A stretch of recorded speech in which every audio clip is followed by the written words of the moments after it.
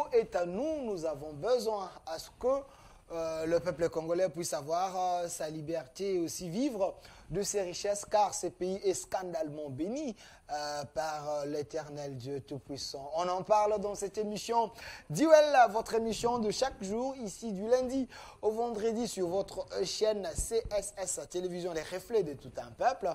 Et vous avez souvent l'habitude de nous suivre à 11h et la rediffusion à 22h. Continuez encore parce que nous faisons toujours l'effort d'aller chercher les hommes faits, les hommes capables pour décrypter avec nous les grandes lignes d'actualité. Comme annoncé déjà dans les réseaux sociaux, je suis en train de voir autant de messages. Vous allez commencer à quelle heure? On est déjà là avec le professeur Omeunga. Vous l'avez tellement réclamé. Il est ici avec nous, directeur du Centre de recherche des géopolitiques. Il est également chef du département. Chef du département, à moins que j'oublie, vous êtes...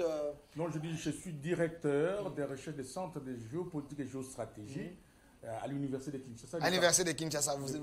Département des relations internationales. Voilà, département de relations internationales. Mes excuses, mais dis-moi, il est là avec nous également. De l'autre côté, il y aura la présence de monsieur Fumutoto Basanga, lui qui est le président de la Troisième Voie. Il est également au cadre de l'Union Sacrée. Avec lui, on va tenter de réfléchir et de répondre aux questions très questionnantes de la population. Comment la RDC peut être boostée? Comment aller de l'avant? Est-ce que le développement est possible? Comment expliquer que nous avons toutes les richesses du monde ici avec nous, mais le peuple est en train de souffrir? Il y a les testaments de Etienne Tshisekedi, le peuple d'abord. Le fils avait dit, il va marcher sur cela et puis chercher à concrétiser.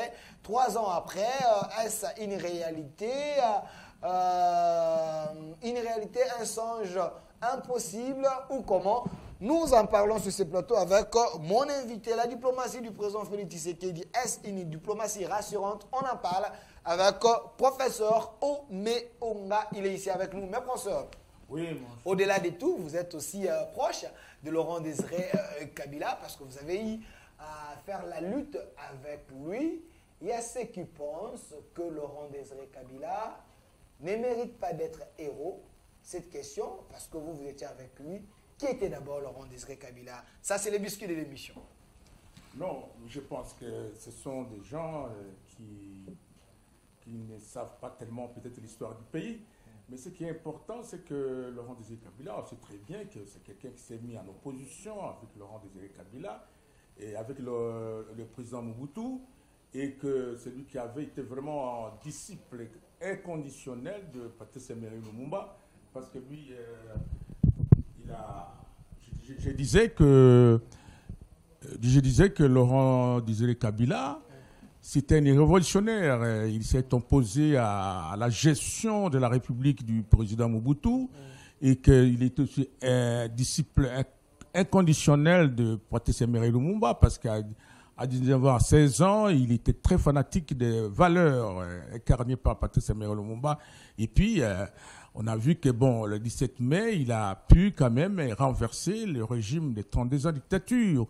Mais il y a des gens, il y a des controverses sur ces idées. Mais jusqu'à présent, vous me dites la question, j'ai toujours répondu à ces gens que ce sont vraiment les gens qui n'essaient pas d'approfondir les études pour dire qu'il ne mérite pas d'être héros national, parce que quand il est arrivé ici, c'était les liesses populaires, et quand il était décédé, on a vu ce qui s'est passé, et surtout, jusqu'à présent, ça c'est fondamental, jusqu'à présent, aucune autorité conteste les valeurs qui incarnaient.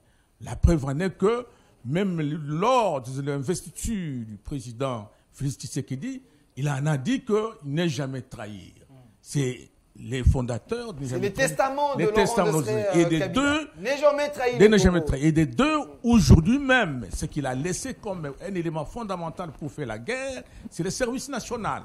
Et aujourd'hui, le président actuel a essayé de concrétiser. En train de marcher sur les pas de Laurent Désiré. Voilà. Alors moi, je ne vois pas comment, aujourd'hui, même les gens qui sont auprès du président n'ont jamais dit ça, mais quand même, il y a des gens qui sont des militants, parfois, qui sont dans des situations difficiles, qui peuvent dire que non, Laurent Désiré Kabila ne mérite pas ça, parce que jusqu'à présent, ces idées sont acceptées et les gens qui n'ont jamais intégré les idées de valeur de Laurent Désiré Kabila dans la gestion gouvernementale ont toujours eu des difficultés.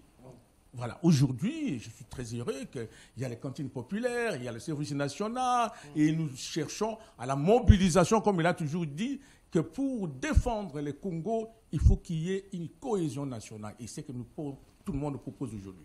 Alors, professeur Omeonga, nous avons la chance de vous avoir. C'est vrai, dans quelques minutes, il y aura la présence de M. Fumutoto. Mais une question de curiosité. C'est vrai, Musée Laurent Désiré Kabila, il est déjà décédé, tué de la manière que nous connaissons. Est-ce aujourd'hui, là où il est dans sa tombe, il peut être fier qu'après moi, il y a les muséistes, le combat que j'ai amené, ces combats, et il y a des gens qui sont en train de continuer la lutte. Oui, là, c'est une question fondamentale que vous posez, mon ami. Bon, parce que après sa mort, vous savez qu'il y a eu des gens qui se sont dit que bon, et nous sommes là pour continuer les idées, mais il y a eu toujours, comme moi j'ai toujours parlé avec le professeur, il y a eu des déviations, parce que on ne peut pas comprendre que nous avons peut-être, il faut le dire, il y a eu des gens qui se disaient, Moses, dans les principes, mais dans la pratique, il y a eu des problèmes. Parce que imaginons que nous avons fait 18 ans et qu'il n'y a jamais eu de service national. Les gens sont bombés de torse pour parler de Mukangalozo. Alors que Mukangalozo, comment que Mouzé avait laissé les services nationaux. Voilà. Mais les gens identifiaient Mouzé par l'ancien Premier ministre, M. Hérodia.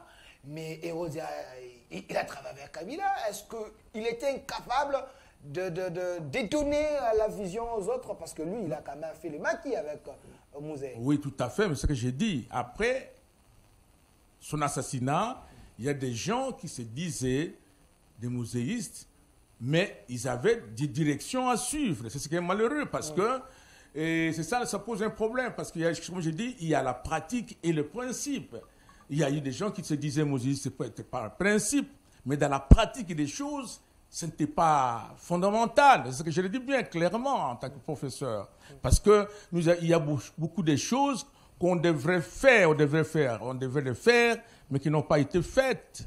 Parce que il y a eu d'autres actions, déviations, comme on peut dire. C'est comme on le disait à l'époque de Mobutu, le manifeste de la télé, c'était un document parfait. Mais ça a été dévié par les gens qui, parfois, par les systèmes, les comportements égoïstes et parfois par les comportements, disons, qui n'étaient pas antisociaux. Parce que Mouzé, lui, c'est l'homme du peuple. Et tout ce qu'il a fait, vous savez, il a laissé le marché de la liberté. C'est un élément social qu'il a conçu jusqu'aujourd'hui. Et je suis très heureux qu'on l'a maintenant amélioré. Il y a la propriété là-bas. Si vous allez là-bas, vous allez sentir la discipline. C'est la continuité de l'État par rapport aux valeurs laissées par celui qui était parti. On ne doit pas, en venant, et on détruit tout. Il faut continuer dans les valeurs qu'on trouve que ce sont des valeurs sociales. Le marché de la liberté, les services nationaux, les cantines populaires. Aujourd'hui même, nous autres, les gens qui ont suivi et qui ont la valeur de Mouzé, nous les carnons, c'est ce qu'on est en train de faire aujourd'hui, monsieur l'inspecteur général de finances. De finances, monsieur Jules Alengueti. Anticorruption. C'est ça que Mouzé ne voulait pas dans ces pays. Il ne voulait pas, c'était la lutte acharnée parce qu'il ne voulait pas l'enrichissement illicite de choses. C'est pourquoi il a mis Obama, c'est-à-dire que le fils de bien mal acquis. Tout ce que les gens qui ont acquis des choses de manière malhonnête pendant la période de président Mobutu devaient être jugés et voir si ces gens, la fonction qu'ils occupaient correspond au moins à 50 villas qu'il possédait. Je me rappelle même, il a demandé au papa de Jean-Pierre Bemba de remettre un peu quelque chose dans la caisse de l'État, mais les RCP gardés, mais remettez un peu. Mais Et j'en termine aussi, monsieur. C'est-à-dire qu'il y a aussi un problème important. Mouzé disait même, si vous ne voulez pas remettre ce que vous avez pris, mais les taxes douanières, vous devez payer. Là, il a dit qu'il ne pouvait pas négocier. Il demande à ces gens-là qui étaient les caciques de Mobutu, vous devez payer les taxes douanières. Et à un moment donné, c'était que les taxes, il y a eu beaucoup de douanes privées. Alors, professeur Omeonga, parce que nous continuons, nous attendons également Fumutoto qui va faire son entrée, mais parce que Mouzé avait une ligne de conduite, avait une vision pour la RDC, l'après-Vané, il a été tué, parce qu'il voulait que le Congo soit réellement indépendant, que nous puissions produire. Comme expliqué, nous avons toutes les richesses du monde, mais nous allons quémander ailleurs. Il voulait que le Congo que les Congolais se prennent en charge. Mais qu'est-ce qui a expliqué qu'il y ait ces cassures entre l'idéologie de Mouzé et l'avènement de son fils avec son groupe? C'est parce que le fils était large, il a tendu la main à tout le monde et il a oublié l'idéal, ou bien comment? Oui, oui, mais c'est ce qu'on regrette lui-même. C'est pas pour moi, je sais pas, mais je crois que le président Joseph Kabila, il est en train de regretter. Vous pensez? Oui, je pense, parce qu'il était mal entouré, parce que ce qu'il pouvait faire lors de son mandat, et maintenant les autres sont tentés de faire. Qu'est-ce qui a empêché ces gens de faire ce que nous venons de dire, de valoriser les idées de Mouzé? Parce qu'aujourd'hui, les gens critiquent, non, mais on devait le faire. Et lui-même, il a regretté qu'il n'a pas pu changer l'homme congolais. C'est-à-dire que il n'a même pas eu 15 meilleurs collaborateurs. Voilà, c'est un aveu d'échec pour un président qui a fait 18 ans. Oui, mais tout à fait, mais ce que j'ai dit, on peut avoir de bonnes idées, même aujourd'hui, on peut avoir de bonnes idées, mais il faut avoir des techniciens. Il faut avoir des bons techniciens. Je me souviens pour les 18 ans, 2 fois, il a dit la première chose que non, les portes des prisons seraient ouvertes. Alors, tolérance zéro. Tolérance zéro. Mais maintenant, les gens qui entourent les chefs, effectivement, devaient au moins opérationnaliser ces idées. Mais ce qui est vrai, comme on vous dit, les chefs doivent aussi suivre, même jusqu'au fond, cette histoire-là. Il a dit à un moment donné que c'est une année sociale. C'est vraiment l'orientation. Un président a toujours donné des grandes orientations. Et maintenant, les gens qui l'entourent devaient mettre ça en musique. Raison pour laquelle il faut toujours choisir les gens qui regardent toujours avec vous dans la même direction. Si les gens ne regardent pas avec vous dans la même direction, même vous avez des meilleures idées, ça ne peut pas aller. C'est pourquoi il y a toujours des présidents qui subissent des événements, mais il n'anticipe pas parce qu'il est mal entouré. Voilà, parce qu'il est mal entouré. Je me rappelle, je suis M. Lambert Mende, l'actuel député national, qui dit, il a à dire des choses au président Joseph Kabila, mais malheureusement, Joseph Kabila n'a pas appliqué ce qu'il lui a dit. Il regrette parce que Kabila il était mal entouré. Oui, mais parce qu'il y a eu des divergences, il y a eu beaucoup de pesanteurs, des de gauche, et des droites, et du centre, et les gens qui ne pouvaient pas, effectivement, se mettre dans la même direction pour les idées de Joseph Kabila. Je crois que le grand frère et le député, l'honorable Mende, a raison de dire que, bon, peut-être qu'il avait dit certaines choses, parce que il y a eu des gens qui... les conseillers, les autres qui disaient autre chose. Et nous avons vu même dans la conduite de la diplomatie, il y a eu beaucoup d'interférences par rapport à l'autorité qui pouvait conduire cette politique étrangère. Donc, je suis d'accord avec lui quand il dit que, bon, et parfois, les présidents avaient les bonnes idées, mais peut-être ils ne l'appliquaient pas parce qu'il y a eu plusieurs bureaux de conseils, plusieurs conseillers privés qui disaient autre chose. Je me souviens, à un moment donné, quand Thabo Mbeki était venu, il voulait être le représentant spécial de la SADC ici, mais recommandé par le président namibien dans les processus qu'on voulait aider le RDC, mais avant que l'autorité, donc le patron du ministère des Affaires étrangères se prononce, il y a eu déjà la présidence qui avait déjà annoncé qu'on ne peut jamais voir Thabo Mbeki dans notre pays si le régime de Kabila est toujours là. Ce sont des maladresses diplomatiques comme ça qui étaient vraiment mal à pointe parce que ça ne peut pas aller dans ce sens-là. Il faut qu'il y ait la convergence et surtout la collaboration entre la présidence et le ministère des Affaires étrangères, surtout en matière de politique étrangère. Voilà. Donc, ce sont des maladresses diplomatiques qui étaient parfois, il y en a beaucoup, mais je vous donne seulement un cas palpable. Voilà, Président, c'est vrai, vous êtes chef du département, vous enseignez les relations internationales. Département honoraire, chef du département honoraire. Voilà, vous enseignez les relations internationales, mais ce n'est pas un problème. Mais alors, peut-on nous dire que l'échec du régime Kabila, parce que les gens en parlent, c'était aussi une mauvaise diplomatie. Kabila, il ne s'ouvrait pas aux autres. À un moment, il a été relâché. Oui, non. Il faut, bon, on ne peut pas entrer dans ces débats-là, mais honnêtement, en tant que professeur, je ne peux pas dire que tout ce que Kabila a fait était mauvais. Non, il a fait de bonnes choses. Il y a des choses qu'il faut vraiment dénoncer et qu'il ne pouvait pas faire, qu'il a fait. Par exemple, au niveau tout le monde l'apprécie par rapport au processus démocratique. Il a dit que je veux partir de manière pacifique. Il est parti de manière pacifique.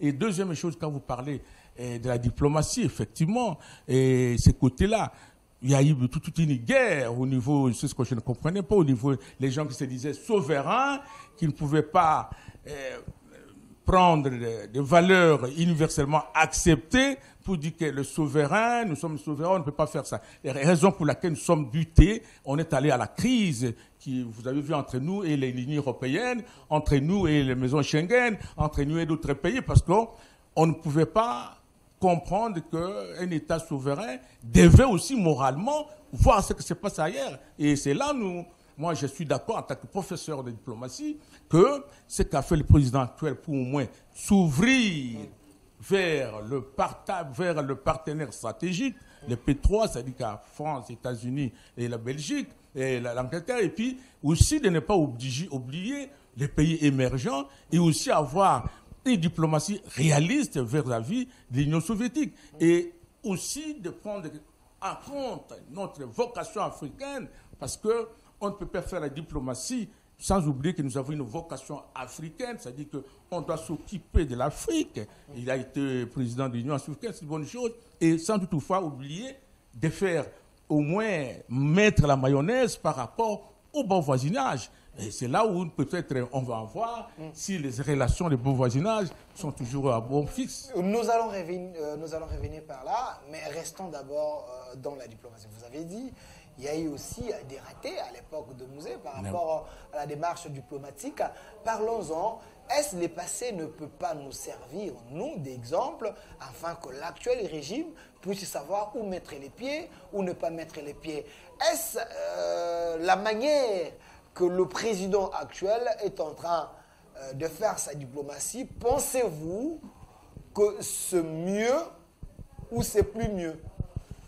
Non, comme je l'ai toujours dit dans certaines mes sorties publiques, j'ai dit, on ne peut pas dire qu'on ne fait rien sur le plan diplomatique. Et effectivement, les ratés diplomatiques du passé peuvent nous servir au moins pour construire l'avenir. Mais aujourd'hui, je vous l'ai dit tout simplement, ce n'est pas mal qu'on est en train de conduire notre diplomatie, mais il faut élaborer des stratégies diplomatiques par rapport aux nouvelles donnes, c'est-à-dire par rapport aux nouvelles situations, aux nouvelles recherches que je voulais dire. Parce que, vous voyez, par exemple, aujourd'hui, nous sommes... Dans nouvelles réalités. Nouvelles réalités. C'est pourquoi je voulais dire, pour chuter, que non, notre diplomatie doit se baser sur deux choses importantes, deux principes fondamentaux. Le premier, c'est sur l'indépendance de la diplomatie, c'est-à-dire que nous devons être indépendants, le principe d'indépendance. Comme un pays souverain. Oui. Et deuxième chose, sur le réalisme diplomatique. Okay. Le réalisme diplomatique, c'est-à-dire qu'on doit toujours tenir compte des rapports de force. Alors, restons d'abord sur l'indépendance. Nous devons avoir une indépendance diplomatique. Ce n'est pas une mission impossible, avoir cette indépendance diplomatique du moment où on sait qu'il y a toujours la main noire sur chaque démarche d'un pays africain. L'indépendance ici ne veut pas dire faire le cavalier seul. Okay. C'est ça le problème. Il ne faut pas dire que non, parce qu'on est indépendant, qu'on ne peut pas respecter certaines valeurs universellement acceptées. Si aujourd'hui, on dit que non, nous devons accepter nous devons bannir la violation des droits de l'homme. On ne peut pas dire tout simplement parce qu'on est indépendant en RDC qu'on ne peut plus accepter... Que ça nous voilà, nous concerne pas. Voilà, ça ne nous concerne pas. Ça, c'est interdit. Et ça, ce n'est pas bon. C'est ça que nous voulons, le mauvais sens de la souveraineté, de le souverainisme. Il y a des gens qui voudraient que non, nous ne pouvons pas accepter ce que disent les Nations Unies, nous ne pouvons pas accepter ce que disent les conseils européens des droits de l'homme, parce que nous sommes indépendants, nous devons faire ce que nous voulons. Non. Mais il y a aussi un problème. Mais chez eux aussi, il y a trop de bavures. Mais apparemment, si c'est dans un pays africain, là vous sentez la France 24, ainsi de suite, on en parle, on pompe. Mais si c'est chez eux, vous ne sentez pas. Non, non. Mais nous, les Africains, c'est comme si on est des oui-wistes, des suivistes. Non, non, non, pas des suivistes. C'est pourquoi le président doit être toujours entouré des gens qui analysent certaines situations internationales. Parce qu'on ne dit pas que de dire oui, oui, mais c'est de dire que c'est là, c'est bon.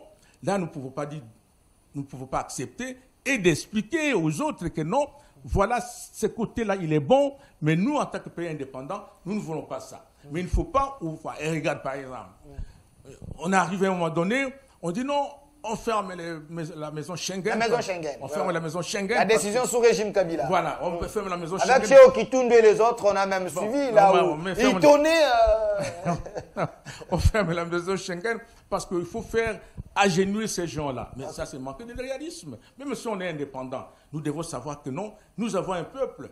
Le peuple belge est là, le peuple congolais est là, le peuple américain, le peuple français. Ces gens doivent quand même se parler. Ces gens doivent. Il y a aussi les coopérations bilatérales. Voilà, tout ça comme ça. Mais c'est là qu'il fallait voir. Même s'il y avait des problèmes, il fallait toujours, en diplomatie, on ne doit pas baisser les bras. Il faut toujours oser à discuter et faire des concessions s'il le faut. Parce qu'il faut, c'est ça le problème qui pose. Il faut des gens de qualité, des spécialistes pour dire qu'à ce moment ici, il peut faire une concession. Ici, on ne peut pas le faire. Parce que les gens ici, les gens qui nous discutons avec eux, ils savent que là, ce que le professeur Omeonga dit, et aussi ces principes-là, ils les concernent aussi. C'est ça qui est important. C'est pourquoi à toute délégation, il y a toujours des gens qu'on regarde si on ne peut pas faire un effort de voir les membres qui composent une délégation et leur spécialité par rapport à la matière qui sera traitée.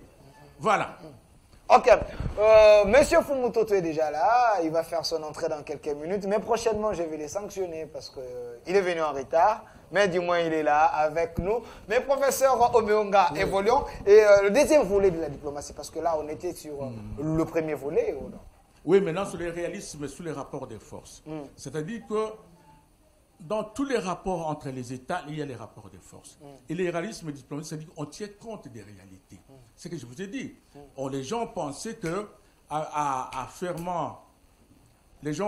fermant la maison Schengen, on devait mettre les Français à genoux, on devait mettre les Américains à genoux, on devait mettre les Belges à genoux. Alors que nous avions besoin de Belges, les Belges aussi avaient besoin de nous.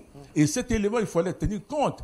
Et est-ce que par rapport aux déterminants géopolitiques que nous avons, est-ce que nous avions, bien que sur le plan juridique, nous sommes égaux, mais sur le plan des faits, il y a un petit problème qu'il fallait toujours laisser des fenêtres des négociations. C'est là où se posent les problèmes. C'est pourquoi je dis, techniquement, il faut toujours qu'il y ait des gens pointillés pour certaines choses, parce qu'il y a des gens qui s'amènent dans leur l'optimisation du pouvoir. On prend des généralistes, voilà. on leur donne des postes, là où là, ça ne peut pas. Il ne peut pas faire. Je vous donne un exemple. Une déclaration vient de la présidence alors que le patron des affaires étrangères n'a pas encore parlé. Ce n'est pas bon.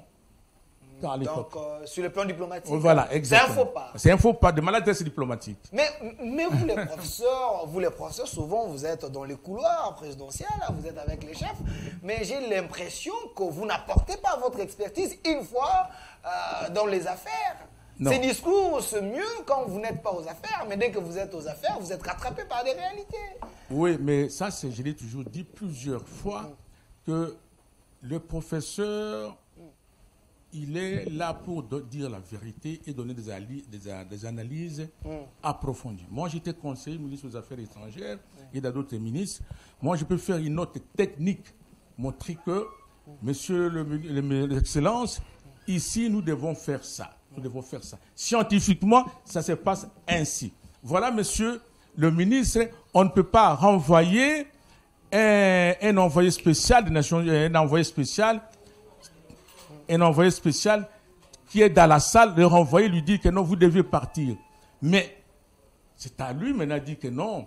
Moi, j'ai eu des instructions que ça ne se passe pas parce qu'il y a des considérations politiques. Merci, professeur. C'est pourquoi j'ai toujours demandé qu'il y ait la jonction entre la science et la politique. Merci, professeur Omeonga, scientifique de la République démocratique du Congo. Monsieur Fumutoto est déjà là. On va vous chercher les stylos, ce n'est pas un problème. Sentez-vous à l'aise. Mais malheureusement, professeur Omeonga a déjà pris autant de 2 minutes, mais je vais quand même vous donner quelques temps. C'est vrai, nous parlons de la diplomatie en général et nous parlons du social. Les Congolais, le peuple d'abord, où en sommes-nous? Et aussi, est-ce cette diplomatie du chef de l'État est-elle rassurante? On en parle. Quelle est votre analyse d'abord de l'actuelle diplomatie du chef de l'État? Merci beaucoup. Le micro, s'il vous plaît. Je m'excuse beaucoup pour le retard. Vous voyez que je n'ai pas honte de dire que... Ce n'est pas une honte de dire que j'arrive par moto. Parce que du côté de l'aéroport international d'Indien où j'étais, pour atteindre ici, même 2 heures, ce n'est pas possible. Ouais. Donc, vos sanctions, je demande que vous puissiez enlever cet embargo. Pas de problème. On ne donne pas aux invités des sanctions. Parce que nous répondons à une invitation. Nous répondons à une invitation parce que nous aimons d'abord. Mais le public qui vous demande, peut-être, ils peuvent être énervés à l'heure de l'émission. M. Fumutoto n'est pas là. Bon, il est vrai que je peux avoir des gens qui m'aiment et qui peuvent exiger que je sois. Mais je vais vous dire que certainement, ces gens, c'est ici, je n'ai plus le temps. Okay. Parce que je combine mes fonctions d'assistant d'université, mes obligations d'étudiant en 3e cycle à l'université, d'apprenant, ma qualité de chansonnier de la République. Je viens de terminer mon nouvel album. J'ai chanté Innocent Moé. C'est hier que j'ai terminé. Et avec d'autres responsabilités, je pense que bientôt, dès que je termine mes occupations académiques, je reviendrai et vous me verrez au débat. Mais parce que nous devons défendre le mandat du chef de l'État, parce que je suis actuellement déjà le secrétaire national adjoint en charge de la communication des forces politiques et sociales alliées de l'IDPS, FPAI en sigle, dirigé par le coordinateur national Laura Batumona. Je serai encore de plus en plus permanent sur le plateau de télévision dans les heures qui arrivent. Okay. Donc, ayez vos apaisements si vous m'aimez réellement. Maintenant, vous m'avez posé la question, la diplomatie du chef de l'État en général. Non, je ne saurais pas répondre à une question. Est-elle rassurante? Parce qu'il y a ceux qui pensent que c'est une diplomatie qui excelle avec les échecs. Non, d'abord, posez-moi sur un aspect. Parce que la diplomatie du chef de l'État en général, c'est trop. Même pendant 5 heures du temps, on ne pourra pas aborder. Sinon, nous risquons d'être superficiels. Le chef de l'État est le garant du bon fonctionnement de toutes les institutions de la République. Dans la République, il n'y a pas que le chef de l'État qui amène la diplomatie. Parce que si vous voyez dans la Constitution, la diplomatie fait parmi des matières de collaboration entre le gouvernement et l'institution présidente de la République. Donc la diplomatie du pays n'est pas que animée que par le chef de l'État. Vous voyez, il y a la diplomatie parlementaire, bien animée cette fois-ci par le président de la Chambre basse de l'Assemblée nationale, Mbosso Nkodia Mpanga. Vous l'avez vu comment il a engagé le pays dans la réunion des parlementaires. Vous avez vu comment il a suscité la volonté et la détermination des autres pour condamner le Rwanda dans ses bêtises au Congo. C'est la diplomatie parlementaire. Maintenant, les ministères ayant les affaires intérieures dans ses attributions, les ministères ayant la coopération régionale dans ses attributions, tous ces ministères et chacun des ministères de la République en tant que département d'État a des portées diplomatiques. Parce que la diplomatie, en fait, quoi? Jeremy Bentham définit, parce que c'est lui qui est le premier à utiliser le mot international. Jeremy Bentham, britannique, j'espère. Maintenant, la diplomatie, c'est une manière habituelle de mener les affaires, ou si vous voulez, la politique étrangère d'un État en dehors de ses frontières. Mais il n'y a pas que le chef de l'État qui parle du Congo en dehors du pays. Voilà pourquoi je voudrais que vous puissiez circonscrire bien votre question, que je puisse effectivement avoir le moyen de répondre à celle-ci, pas de manière générale. Par rapport à notre relation, la relation de la RDC avec les 9 pays voisins, il y a ceux qui pensent que le chef de l'État a tendu trop le bras à nos bourreaux, par exemple le Rwanda, l'Ouganda, c'était une mauvaise diplomatie parce qu'aujourd'hui même le Rwanda accuse l'Ouganda d'avoir outillé le M23. C'est parce que le chef de l'État avait fait confiance. Mais non, mais vous venez de montrer comment le chef de l'État est fort dans cette diplomatie spécialement. Mais je voudrais commencer par le social. Non, nous allons y arriver, nous allons chuter par là. Pourquoi vous voulez le social? Mais parce que c'est d'abord l'interne, après l'externe. Non, commençons par la diplomatie. Restons d'abord par la diplomatie. On va chuter par les sociaux. Parlons de la diplomatie. Je voudrais dire aux Congolais qui nous suivent que la situation qui oppose mon pays et le Rwanda est normale diplomatiquement parlant. Je n'utiliserai pas le terme réalisme que le professeur Omeonga que j'ai choisi, un aîné, un professeur, c'est mon professeur parce qu'il est des sciences sociales. Il a même dirigé le département parce que moi j'ai commencé d'abord par les relations internationales et j'ai terminé enfin en sciences politiques.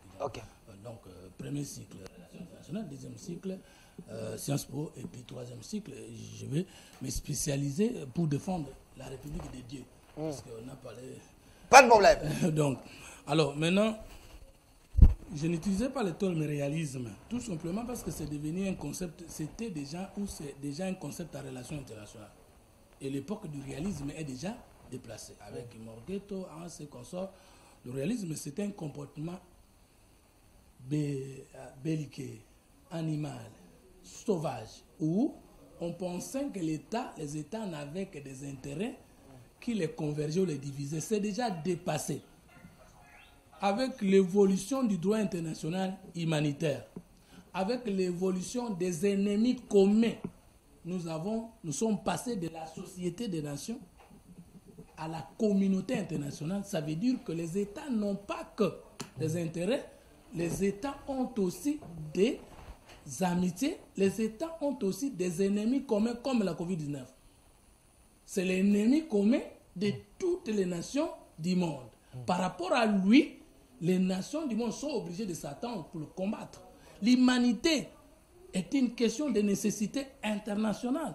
Le terrorisme est un ennemi commun de toutes les nations de la Terre. L'interdépendance. C'est pourquoi avec l'évolution du droit international humanitaire, on a déjà compris qu'aujourd'hui, de plus en plus, nous devons humaniser les relations internationales. Et le président de la République, Tshisekedi, est le porteur de l'humanisation des relations internationales dans la sous-région, dans la région. Lorsqu'il arrive, il dit que les pays limitrophes de la RDC sont des pays frères. Quelle est la portée diplomatique de Tshisekedi, chef de l'État, président de la République? C'est qu'il veut demander au Rwanda, aux autres pays limitrophes, qu'au lieu de construire des murs de séparation, construisons des ponts. Ça, c'est Tshisekedi. Au lieu maintenant de nous considérer comme des ennemis, voyons l'ennemi commun de toute la sous-région, de toute l'Afrique, et comportons-nous en frères. Même si, de bonne foi, il est surpris, mais il demeure le géniteur de l'humanisation de la diplomatie régionale. Ok. Je peux terminer. 5 secondes. Je ne peux pas parler 20 minutes. Non, 5 secondes, vous êtes venu en retard. 5 secondes. Chitez, nous allons revenir vers vous. Sur le plan diplomatique, mais le président Tshisekedi a été remercié par tous les pères de l'Union africaine parce que n'oublions pas que le président Lorenzo, qui est médiateur entre nous et le Rwanda, ne l'est pas parce que tout simplement il est président angolais. Non, c'est le président de l'Union africaine en exercice, le président Macky Sall, qui voyageait et qui lui a donné cette responsabilité. Et devant l'Union africaine, le nouveau chef de l'État, Tshisekedi, a montré qu'il a foi à l'Afrique. Même si la diplomatie ou la résolution des questions entre nous, Africains, tarde à venir par l'initiative africaine, mais le président de la République croit à l'Afrique. Il est allé vers les Africains et les Africains l'ont remercié. Et enfin, je ne termine pas là, la diplomatie du chef de l'État en ce qui concerne les conflits entre le Rwanda et le Congo a réussi. Parce que dans le processus d'acquisition, nous avons réussi à montrer que c'est le Rwanda qui soutient le M23, alors que conformément à la Charte des Nations Unies et à l'accord d'Addis Abeba et à la Charte de l'Union africaine, un État voisin d'un autre dans la sous-région n'a plus le droit de soutenir un mouvement rebelle. Tshisekedi a gagné parce que le Rwanda n'y est. Mais la médiation qu'il y a eu, il y a peu, entre Kagame et le chef de l'État, les rebelles n'étaient pas là. Je peux avoir ces images, M. Reagan. Les rebelles n'étaient pas là. Parce que s'il y a quelqu'un qui a gagné diplomatiquement au Congo, on peut citer tout le monde. Mais je pense qu'aujourd'hui, nous devons citer d'abord le président Tshisekedi. Comment? Merci. Kagame a pu signer un accord, un protocole avec le président Tshisekedi, le retrait de M23 de la République démocratique du Congo. C'est que lui-même devient un Congolais. Parce que si le M23 constitue une rébellion, comment un Congolais peut-il demander le retrait d'une rébellion? Alors que la rébellion, le professeur Omelonga est un internationaliste de grande facture, c'est un conflit non international. Merci. Comment un international peut-il venir gérer? Et puis, mais vous me ravissez la parole. Merci, M. Fumototo. Je vous ai donné... Est-ce que je peux citer même dans mon temps? S'il vous plaît, je vais revenir. Parce que l'idée au Katana. Vous avez compris que Fumototo, quand on lui laisse la parole, il ne retourne pas la parole aux journalistes. Je vais vous donner la parole. Voilà, merci. Professeur Omeonga, c'est vrai, je le fais sciemment. J'ai laissé quand même Fumototo du moment qu'il puisse rentrer dans l'émission. Mais vous avez quand même suivi sur le plan diplomatique. Il y a ceux qui pensent que le passé pouvait nous servir d'exemple. Kabila avait tout arrêté avec l'Ouganda, le Rwanda et autres. Mais quand le président Félix arrive, il essaye de raviver cette diplomatie. Et en 2022, il y a le M23. Et aujourd'hui, vous avez des soldats rwandais qui nous donnent des vérités selon le ministre des Affaires étrangères qui dit que les soldats rwandais ont dit « Mais pourquoi vous nous accusez au moment que c'est l'Ouganda qui donne des armes au M23 ?» Est-ce que c'était une mauvaise diplomatie? Oui, mais je salue d'abord la présence de Fumototo, effectivement, qui a beaucoup parlé de principes que j'admire. Mais je voulais quand même donner quelques précisions seulement avant que je réponde clairement à votre question. C'est mieux. J'ai dit, bon, il y a effectivement, comme il a dit, il y a la diplomatie parlementaire, il y a la diplomatie gouvernementale, c'est-à-dire que chaque ministre, effectivement, sectoriel, a la possibilité de faire des engagements. Mais ce que je veux donner comme précision fondamentale, mais tout ça, c'est in facto, donc, ou bien ipso facto, ça doit coller avec la vision du président de la République. Okay. C'est-à-dire que c'est le président de la République qui oriente et qui donne les précisions et des grandes l'impulsion. Donc, quel que soit... Et le ministre des Affaires étrangères a dit que je parle au nom du président de la République, c'est-à-dire que c'est sa vision. Deuxième chose, je crois que quand sur les réalismes diplomatiques, peut-être nous ne nous attendons pas bien, effectivement, moi je ne comprends pas le réalisme diplomatique comme tout simplement un principe belliqueux. Non, les réalismes diplomatiques, c'est-à-dire on tient compte des réalités en face. Et en tenant compte des réalités en face, on sait comment élaborer une stratégie par rapport aux réalités.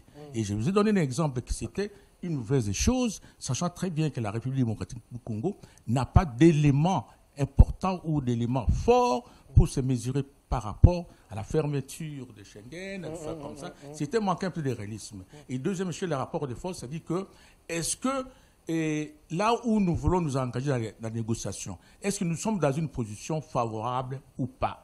Qu'est-ce qu'il vous faut mettre les pieds? Faut-il faire la guerre ou ne pas faire la guerre? C'est ça que je ne veux pas de réalisme diplomatique dans ce sens-là. Mais parce qu'on ne se lance pas pour se lancer, il faut voir ce que vous avez dans les bagages. Et deuxième et troisième chose, moi personnellement, je ne peux pas voir les termes diplomatie comme...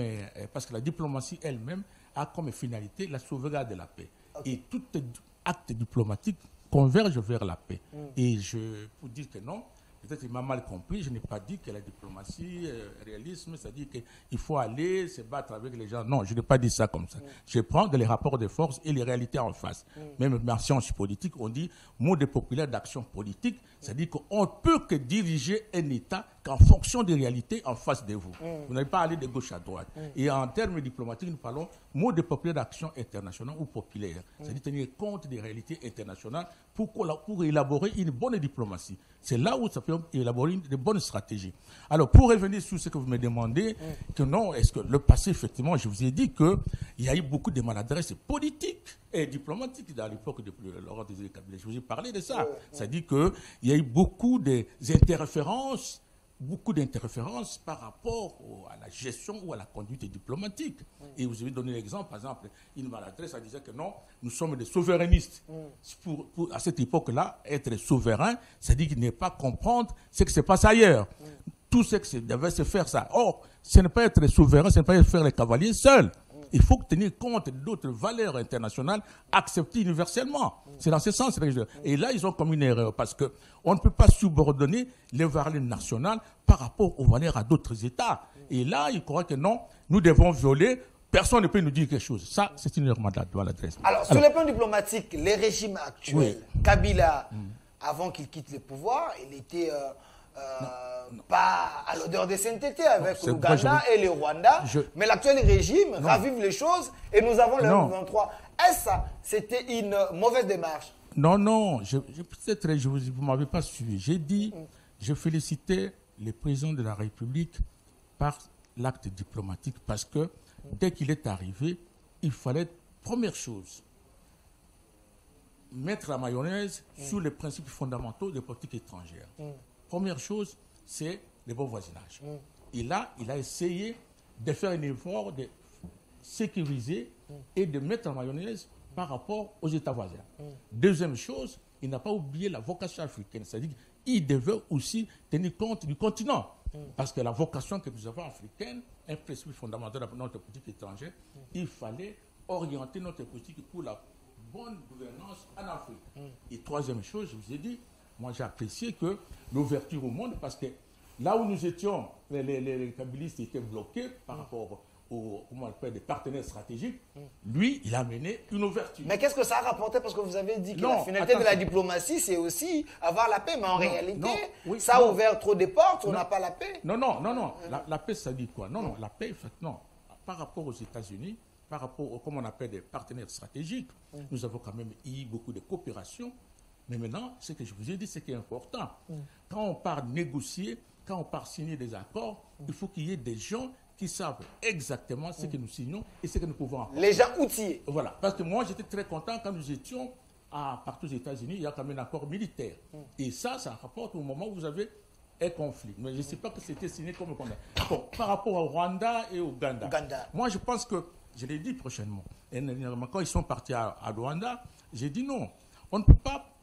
Même si il y a la guerre, on ne peut pas empêcher la diplomatie de marcher.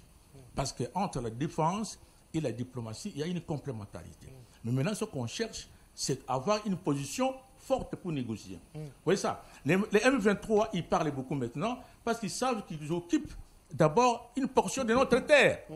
Or, que nous devons, en négociant, nous devons aussi chercher, renforcer les capacités militaires pour mettre d'abord les gens en dehors. Parce que, sur le plan international, personne, droit international ou la communauté internationale, n'empêche jamais une légitime défense. Merci. Or là, il faut d'abord qu'on cherche à renforcer la capacité militaire pour au moins bouter les gens de Bunagana. Donc, il faut les mettre hors. Merci.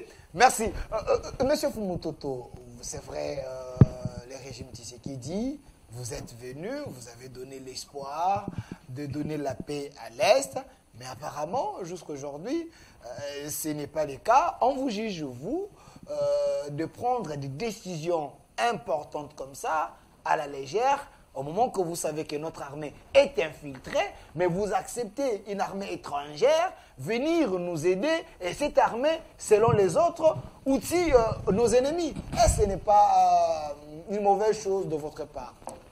Bon, pour ne pas donner l'impression que je ne réponds pas directement à vos questions, je dis que qui veut la paix prépare la guerre. Ce n'est pas le président Tshisekedi qui a inventé cet adage.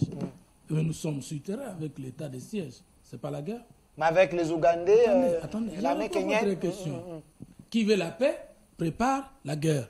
L'état de siège ne s'appelle pas guerre, conformément à l'article 86 de la Constitution, parce que le président de la République proclame l'état de siège, mais il déclare la guerre, il n'a pas encore déclaré. Mais des gens, parce que M23, ce sont des étrangers et des terroristes.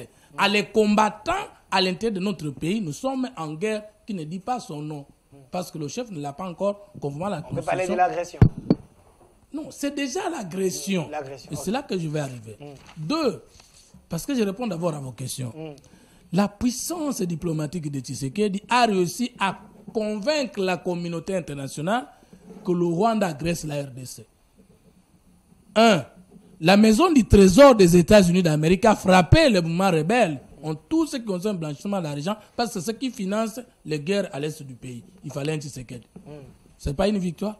Parce que les gens peut-être ne connaissent pas comment faire une guerre. Une guerre entre des États, parce que la guerre en relations internationales n'est pas toute situation d'insécurité. C'est pourquoi les gens, quand Alinguet a dit, Gilles Alinguet avait dit à un moment qu'il n'y a pas de guerre au Congo, ils ont dit, ah, Sakani, non. C'est qu'ils ne comprenaient pas le jargon. La guerre, d'après la polémologie, qui est la discipline internationale qui étudie la situation de guerre, ou les guerres tout court, signifie une situation internationale qui oppose des États. Or, lorsque un État soutient une rébellion, au départ, ce n'était pas un problème. Mais parce que nous avons créé la charte de l'Union africaine et que nous avons tous le pays limitrophe signé l'accord cadre d'Addis Abeba et que chaque État, notamment le Rwanda, l'Ouganda, a pris la décision en signant de ne plus se servir de s'utiliser comme arrière-base d'une rébellion au Congo. Donc, il y a un principe de relations internationales, le professeur Omeonga est là, pacte sunt servanda. Les accords que vous signez, vous devez les respecter de bonne foi. Et le non-respect ou la violation d'un accord international peut donner la possibilité à l'autre partie de vous déférer directement devant la justice internationale. Tshisekedi nous a fait gagner ça. 2, l'Union africaine est convaincue aujourd'hui que c'est le Rwanda qui agresse le Congo par ses ressortissants appelés, surnommés M23. Parce que l'M23 n'était pas au 3e conclave de Luanda et que Kagame a accepté le retrait définitif d'un 23 de la RDC. 2. Il a accepté de quitter les positions occupées. Et l'Union européenne est revenue sur ça pour dire qu'ils doivent partir. Or, vous ne pouvez pas grandir dans votre pays si vous n'êtes pas en mesure de convaincre l'opinion internationale. Et je parle sous contrôle du professeur Omeonga. Convaincre l'opinion internationale, il y a bien sûr 15 membres du Conseil de sécurité, mais il y a les 5 le plus importants. J'ai cité la Chine, j'ai cité la Russie, les États-Unis, la France, le Royaume-Uni. Mais parmi les 5 là, vous savez comment le monde est classifié.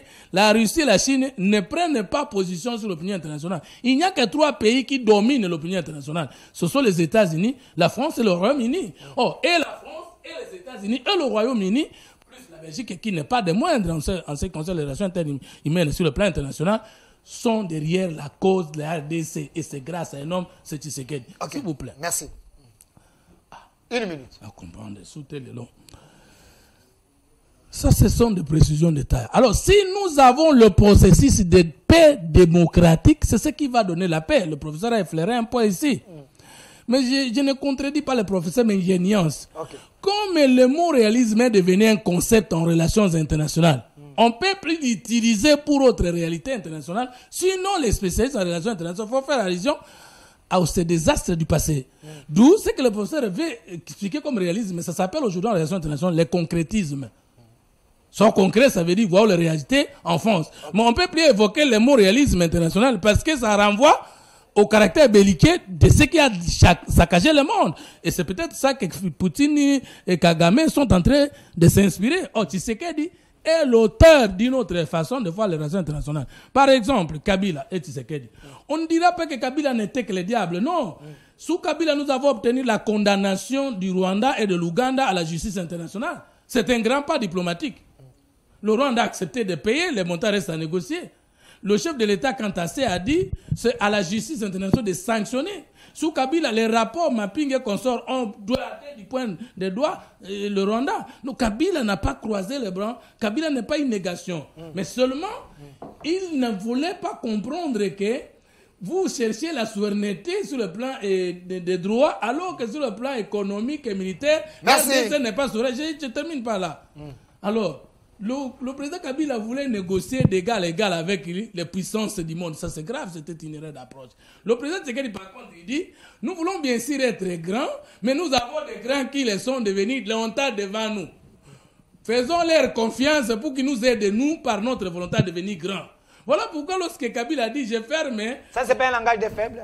Non, mais c'est ça même la croissance. Moi, je vais devenir professeur. Et je commence à humilier les professeurs Obéong et les autres professeurs. Alors que ce soir, là, quand je vais monter à l'université, les séminaires que je vais avoir, c'est lui qui doit me les donner. Est-ce que je vais vraiment devenir professeur? Merci. Mais non. Est-ce que le fait pour moi de respecter les professeurs qui sont professeurs avant moi m'empêche moi de devenir professeur, de faire ma thèse? Merci, non, monsieur. Merci. On ne devient jamais grand sans avoir la faveur de grand. Alors, Tshisekedi, j'aime son intelligence parce que lui l'a dit, les centres d'émission de visas européens, mais au Schengen, en le fermant, il n'y a pas un rapport, égalité de rapport de force, mais il y a plutôt le Congo qui perd. Il faut ouvrir. Le président Tshisekedi dit la Belgique doit revenir parce que vous le vouliez ou pas, nous avons été colonisés par la Belgique et la Belgique a un statut consultatif par tout opérateur international qui va entrer au Congo. Il faut revenir au rapport avec la Belgique. Lumumba est resté en Belgique. Il faut restituer aux Congolais l'histoire. Il doit revenir être entré dans son pays. Le président Tshisekedi fait ce que tous les grands, tous ceux qui sont devenus grands, ont fait ça. Je vais vous dire que même Poutine que vous voyez là, avant de devenir grand, il était d'abord l'instrument de puissance étrangère. Merci. Kadhafi. Mais qui l'a soutenu pour détrôner le royaume qui était avant lui. Merci, monsieur. Donc aujourd'hui, si vous voyez un président qui vient dire États-Unis, Tokokani, Moussa Mekaka et Simbakate. Donc pour dire, je cite en disant que le président de la République patronne toute la diplomatie de la République, mais il n'est pas le chef de chaque diplomatie, bien sûr définie par lui. C'est pourquoi j'avais refusé que ne pose pas la diplomatie de manière générale. Merci. Et même le professeur lui-même n'est pas capable de répondre maintenant Merci. à toutes les questions diplomatiques pendant le nombre d'heures que vous nous donnez. Merci, monsieur Fumutoto. Vous avez suffisamment parlé. Prenons le premier élément, monsieur Philémon, le premier élément, parce que nous parlons du social, nous chutons avec ces sujets. Prenons cet élément du président Jean-Pierre Bemba et puis nous allons revenir sur ce plateau.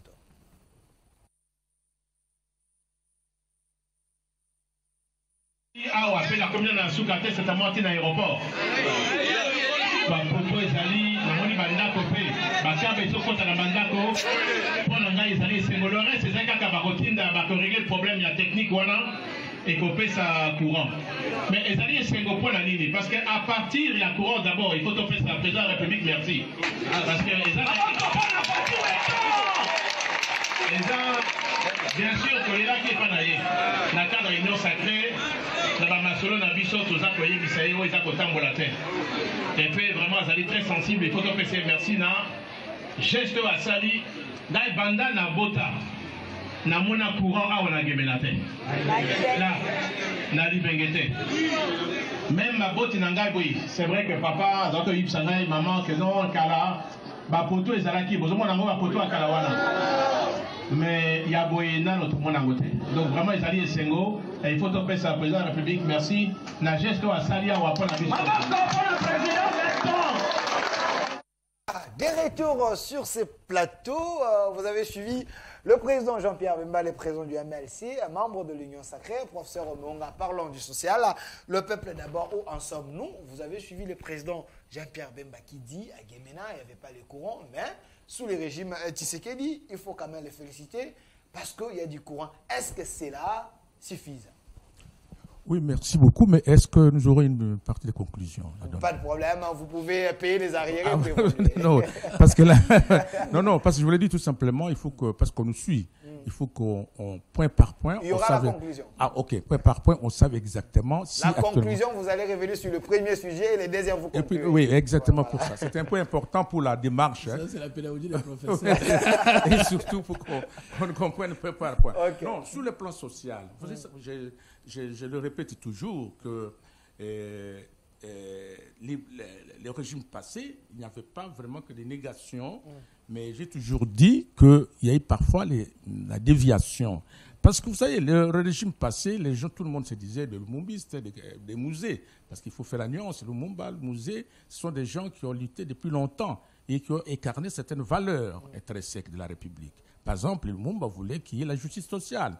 Et Mouzé aussi la même chose. Mouzé aussi voulait le service national, il voulait aussi, comment on appelle, lutte contre la corruption, l'enrichissement illicite des choses. Et c'est ça, ces valeurs qu'il défendait. Et moi, je l'ai défendu ici et je le défends jusqu'à présent. Ces côtés-là, je crois qu'il y a eu un déviationnisme au niveau du régime passé parce qu'il y a eu la pratique et les principes. Mais dans la pratique, il n'y avait pas ce qu'on espérait du social. Plusieurs fois, le président Kabila a dit l'année sociale, l'entourage, les techniciens, est-ce qu'ils devaient suivre, ils ont suivi ou pas. Il a à un moment donné, les portes des prisons seront ouvertes. Est-ce qu'ils ont essayé de l'orienter dans ce sens-là? C'est pourquoi à un moment donné, lui m'a regretté qu'il n'a pas changé l'homme congolais, c'est-à-dire qu'il n'avait pas 15 jours qu'il devait comprendre ce qu'il pensait. Actuellement, comme disait le président Tshisekedi actuellement, dans l'ordre de son discours d'investiture, il a dit qu'il ne faut jamais trahir les Congos. Trahir les Congos, ce n'est pas tout simplement la guerre. Ce n'est pas seulement faire trahir par rapport au Rwanda. Trahir les Congos, c'est aussi dans les faits sociaux. C'est-à-dire que dans les faits sociaux, c'est-à-dire accepter de ne pas voler ce qui peut quand même enrichir l'autre Congolais.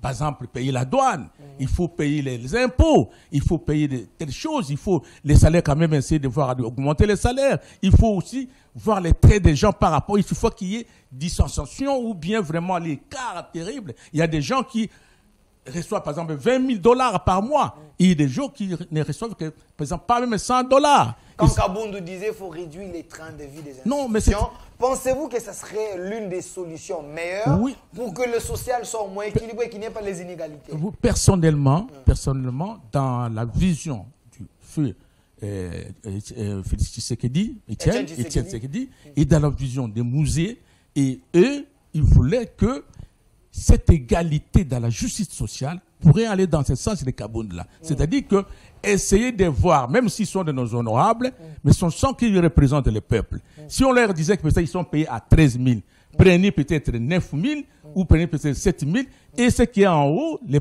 trop perçus, on donne aux autres, c'était pas mal. Et là, ça réduit d'abord les tensions sociales et on voit que vraiment, on voudrait équilibrer et on voudrait voir que celui qui tient le pouvoir, les souverains primaires, n'est pas oublié.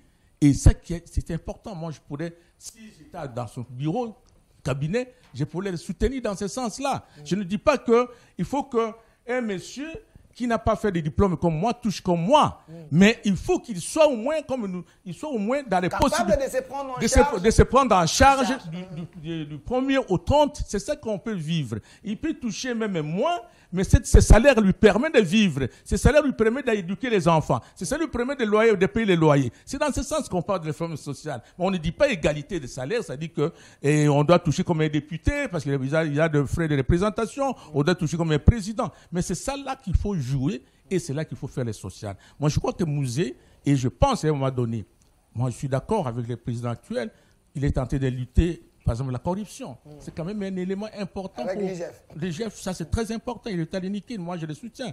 Et deuxième chose, comme il a vu que nous devons aussi manger plus, il a fait le service national. C'est un fait social aussi. Il a fait le marché de liberté. C'est ça aussi le fait social. Donc il faut maintenant continuer, mais il faut, comme on a toujours dit, dans une entreprise, dans un projet, il faut regarder même la clé là où vous voulez donner. Est-ce qu'ils est en train de surveiller jusqu'au fond si sa conception initiale, si sa vision est en train d'être appliquée ou est en train d'être dégradée? Donc vous notez la volonté, mais vous faites les constats que sur terrain, des fois, il y a des choses qui ratent. Il faut qu'ils voient ce qu'il arriverait très bien. Voilà, monsieur Fumututu, vous êtes de l'Union sacrée, le peuple d'abord, où en sommes-nous? Il y a de ceux qui pensent que c'est de la poudre aux yeux, donc dans la marmite de maman congolaise, il n'y a presque rien. Les choses augmentent, la souffrance est en train d'augmenter. Je ne suis pas de l'Union sacrée, mais je suis des forces politiques et sociales alliées de l'IDPS où je suis responsable de la communication FPAI, force politique et sociale dirigée par le cordon national Laura Batoumi. Et quelle est la différence? L'Union sacrée, nous ne la combattons pas. Mais seulement, moi, je ne suis pas député. Mon parti n'a pas de député pour que je sois membre de l'Union sacrée. C'est l'affaire des parlementaires qui ont compris la vision du chef, qui lui a aidé à avoir la majorité et ils sont au gouvernement et au Parlement. Peut-être il y a beaucoup de confusion. Ok. Il y a des gens qui se déclarent de l'Union sacrée. Moi, je ne connais pas la charte de l'Union sacrée. Je ne connais pas les statuts de l'Union sacrée. Je ne participe pas aux réunions de l'Union sacrée. Je ne connais pas les éléments de langage de communication de l'Union sacrée. Non, l'Union sacrée existe autour du chef. Moi, je suis plutôt des forces politiques et sociales alliées de l'IDPS. Je connais les statuts de l'IDPS. Je connais les statuts des forces politiques et sociales alliées à l'IDPS. Mais vous communiquez pour le régime, il ne faut pas fuir vos responsabilités. Mais je ne fuis pas. Est-ce que vous m'avez compris? Je dis, je soutiens les mandats du chef. J'accepte l'Union sacrée, mais je ne suis... C'est comme, je soutiens l'Union sacrée, mais je ne suis pas du parti de Lambert Mende. Répondez à la question que je vous ai posée. Vous avez compris ce que je voulais dire. Alors, maintenant, je reprends la question. La communication de Jean-Marc Kabundu était une grosse erreur et une preuve de mauvaise compréhension des questions politiques. Comment ça? On ne peut pas dire au Congo, réduire les traits de vie des institutions, comme s'il y avait une institution qui est bien dotée en la République démocratique du Congo. Les gens, ils pensent que l'argent des autres est dans les salaires des mandataires. C'est faux. L'argent est dans les détournements, l'argent des Congolais. L'argent des Congolais est dans la malgouvernance. L'argent des Congolais fuit dans le manque de maîtrise de l'assiette fiscale. Moi, tel que je vous parle là, je suis locataire et bailleur. Là où je suis locataire, je paye à mon bailleur $800 à la fin du mois. Je n'ai jamais vu l'État congolais récupérer même $100. Et là où je suis bailleur, où on me paye $500 à la fin du mois, je n'ai jamais vu l'État congolais venir me demander l'argent. Dans quel pays qui se respecte, mutu afutaka mutu, pe mutu bafutaka ye, mais l'État zokata enzaïrte. Nous mourons de notre mauvaise volonté politique. Nous ne maîtrisons pas l'assiette fiscale. Si vous prenez le PIB de la RDC, si nous ponctionnons même 10%, 30%, le budget sera au-delà de 11 milliards. Mais, chose grave, ni était l'arrivée de Félix Tshisekedi. Le Congo devait continuer au 3e millénaire à rester dans le budget de moins de 5 milliards. Alors que Luzolo Bambi a dit que le clown en cravate faisait perdre à la République plus de 15 milliards par an. C'est grâce à l'IGF. Mais ce n'est pas seulement grâce à l'IGF, parce que l'IGF a été créé depuis 1985. Et qu'il a fallu un Tshisekedi pour dire à l'IGF, faites votre travail. Quel travail? Contrôle avant l'affectation des moyens d'État, contrôle pendant l'affectation des moyens d'État et contrôle après l'affectation des moyens d'État. Et il ne fallait pas seulement donner l'impulsion. Il fallait avoir un homme capable d'appliquer les impulsions du chef de l'État avec son intelligence personnelle. J'ai cité Gilles Alinguet. Pourquoi? Mais parce qu'il y a l'inspection générale de la santé. Mais pourquoi on n'entend pas parler? Il y a l'inspecteur général, inspection spéciale générale, je crois, de la justice. Pourquoi on n'en parle pas? Ce n'est pas que le chef ne veut pas. Il faut avoir non seulement un chef qui donne l'impulsion, mais avoir aussi les exécutants de bonne volonté, comme Gilles Alinguet. Je vous donne un exemple. 30 secondes. Joseph Kabila a fait avec les Congolais de 2001 en 2006, avant l'arrivée de Mouzoutou et de Gizenga à la primature, les budgets étaient moins d'1 milliard. C'est le Palou qui est pour la première fois responsable d'avoir amené le Congo jusqu'à 2 milliards. Et après 2007, Joseph Kabila a fait 2 mandats et le budget était moins de 4 milliards. Mais Félix Tshisekedi avec un gouvernement de moins d'une année, nous sommes passés de 4 milliards à 11 milliards, soit un accroissement budgétaire de 41%. Et vous prenez les assignations de régie financière au mois de mars, au mois de février, au mois d'avril, par an, par mois, nous avons réalisé plus d'1 milliard, plus que le budget de Kabila de 5 à 6 ans. Alors, si les gens disent que n'a rien fait, tout simplement parce que la crise est profonde, nous n'avons pas encore changé de mentalité, et donc ils ne comprennent pas c'est quoi travailler pour la République, du moins par rapport à ce point. S'il vous plaît. 30 secondes. Je pense que dans tous les départements qui sont autour du chef de l'État, vous avez les services les plus importants. C'est les cellules de changement ou le département ou le conseil ou le service qui est auprès du chef de l'État de changement de mentalité. Parce que quand les mentalités sont foutues, même si on vous donne les biens que vous cherchiez, vous ne les saurez pas. Je termine. C'est également votre modèle. C'est quoi le social? C'est également votre modèle. Le social en sciences politiques, comme dans la Constitution, comme dans toutes les politiques du monde, c'est d'abord l'eau, l'électricité, la santé. Et le prof va parler du logement. Tshisekedi construit les maisons pour les officiers. Ici à Kinshasa, visiblement. Les sociétés n'est pas entamé sur Tshisekedi. Moi, depuis que je suis à Kinshasa, plus de 30 ans, je n'ai jamais vécu un quartier reculé comme à Tchangou, 24 sur 24, vous avez le courant qui ne bouge pas. J'ai cité les quartiers pour dépasser l'aéroport d'Ndjiri, international d'Ndjiri. Que quelqu'un appelle pour me contrer, nous sommes en direct, s'il vous plaît. 30 secondes, chutez, c'est également votre mot de la fin. C'est également votre mot de la fin, monsieur La Fumototo. gratuité de l'éducation. Vous ne pouvez pas parler de l'égalité des salaires s'il n'y a pas d'égalité des connaissances. Le premier principe de l'égalité de tous, le droit de tous à l'éducation. Le président Tshisekedi a dit tous les enfants congolais ont droit à l'éducation. Aujourd'hui, la justice, avant Tshisekedi, c'est aussi le fait social. Le fait qu'avant, les ministres étaient des intouchables, les PDG étaient des intouchables, les collaborateurs étaient des intouchables. Mais sur Tshisekedi, personne n'est plus intouchable, il n'y a pas d'interférence du pouvoir exécutif sur le pouvoir judiciaire. C'est grâce à ça que nous avons aujourd'hui, avec les potentiels de l'IGF, l'augmentation de la croissance. Non. Parce que merci, monsieur Fumototo également. Nous devons changer les mentalités. Merci. C'est très important. Merci, professeur Roméo. Oui, bon, une minute, le mot de la fin. Non, je serai bref. Tout simplement, je voulais dire, concernant par exemple la diplomatie, je crois que par rapport, vous savez que la diplomatie et la guerre, ça se complète. Donc c'est pourquoi je voulais dire que cette approche diplomatique doit faire un effort pour au moins se baser sur de nouvelles approches. C'est pourquoi, au lieu d'aller aux Nations Unies, au lieu d'aller à la SADC, au lieu de comme ça, je crois qu'il est important d'échanger une autre forme de diplomatie, telle que je le disais, la diplomatie liquide et les soft power, c'est-à-dire la diplomatie douce, la puissance douce, c'est-à-dire par les activités, l'organisation et l'attractivité, la communication. Au niveau de la guerre, c'est-à-dire qu'on ne peut pas se contenter seulement pour parler de Rwanda qui est très important, mais nous devons aussi voir la force sur le terrain. Donc, Bougangana, les occupants sont encore sur notre territoire. Donc, nous devons être très vigilants parce que ça nous met dans une position de négociation faible. Nous devons les mettre hors de notre territoire et chercher à négocier. Personne ne nous empêche pas ça. Sur le plan politique, parce que je dis diplomatique, militaire et politique. Politique, nous devons faire un effort. J'ai vu au Parlement hier, les gens qui se disaient que non, entre les gens qui sont au Parlement, les députés, l'autre dit que non, tel est venu m'attaquer, tel est venu m'attaquer à Massissi. On pas à Massissi. J'ai vu l'honorable Pouloulou dire que vraiment la politique, il faut ce côté-là qu'il y ait une franchise, pas d'hypocrisie. Et enfin, pour la sociale, moi je parle je parle ici de Kaboun, c'est-à-dire que ce n'est pas comme il faut dire que les maisons des officiers, non, c'est bon. Mais je parle des gens qui détiennent le pouvoir, les peuples. C'est-à-dire, est-ce qu'il y a des maisons sociales? C'est là où je dis que non.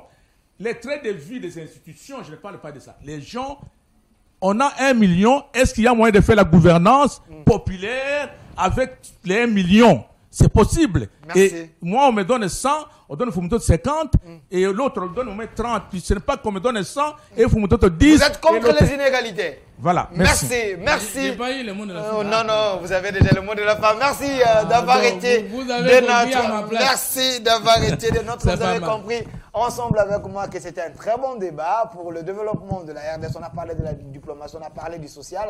Monsieur Fumototo a démontré les avancées du régime. Tshisekedi, espérons que vous également à la maison, vous avez noté, peut-être, et encore la fois, dans 2 ans, vous pouvez manger bio et manger mieux. Merci de l'autre côté, professeur Omeonga, professeur de l'Université de Kinshasa, au département de Relations internationales. Monsieur Fumototo, vous êtes de l'Union Sacrée, président de la 3e voie, et puis Union Sacrée, c'est ce que je voulais dire. Alors, restez fidèles à nos programmes. Vous avez compris ensemble avec moi que cette émission est terminée. Monsieur Eric qui était derrière la caméra, la réalisation Monsieur Rigen avec sa rigueur, et de l'autre côté Monsieur Filemon, un vieux bon, et Monsieur Lazik, la main ingénieuse. Un grand merci à mon directeur de programme Lekeur Mouchipai et à mon DRH Popol Chungu, à notre déchet Odon Pambou. Restez fidèles à nos programmes. Au revoir.